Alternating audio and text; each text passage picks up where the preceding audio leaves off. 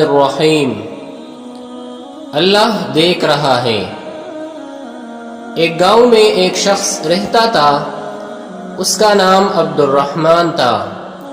اس کے 3 بیٹے تھے، تینوں اپنے والد سے بہت محبت کرتے تھے۔ عبد الرحمن بھی اپنے بیٹوں سے بہت زیادہ محبت کرتا تھا۔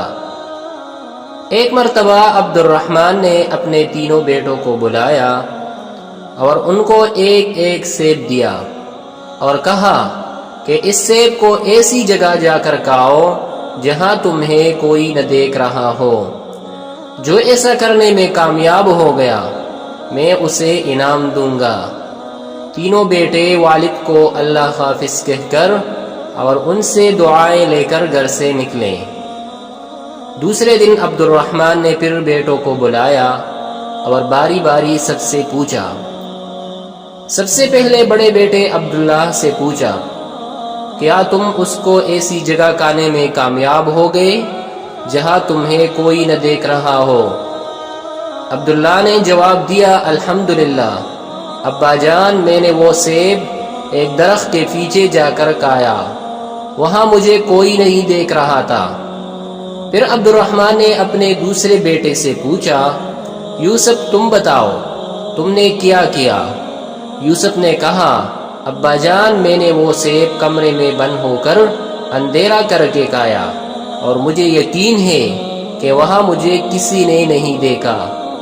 عبد الرحمن نے تیسرے بیٹے سے پوچھا، سلیم تم نے کیا کیا؟ سلیم نے کہا، ابا جان میں نے کتاب اسماء الحسنی میں پڑھا ہے، اللہ کا ایک نام ہے البصیر، ہر ایک کو ہر حال میں دیکھنے والا۔ میں نے بہت سوچا اور تلاش کیا لیکن مجھے کوئی ایسی جگہ نہ ملی جہاں میرا اللہ مجھے نہ دیکھ رہا ہو۔ اللہ تو ہر جگہ دیکھتے ہیں، اس لیے میں نے یہ سیب نہ کھا سکا۔ عبد الرحمن اپنے سب سے چھوٹے بیٹے کی عقل مندی پر بہت خوش ہوا اور اس کو انعام دیا۔ پھر عبد الرحمن نے اپنے بیٹوں سے کہا، میرے پیارے بیٹو، بے شک اللہ ہم سب کو ہر وقت ہر جگہ دیکھتا ہے، ہماری باتوں کو سنتا ہے اور جو خیالات ہمارے دل میں آتے ہیں ان کو بھی جانتا ہے۔ وہ علیم بذات الصدور ہے، یعنی دلوں کے چھپے ہوئے رازوں کو بھی جانتا ہے۔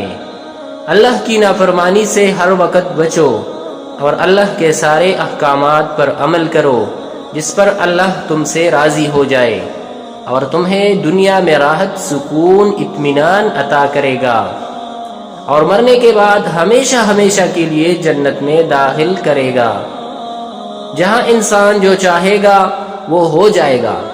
انسان کے دل میں جو چاہت ہوگی وہ پوری ہو جائے گی۔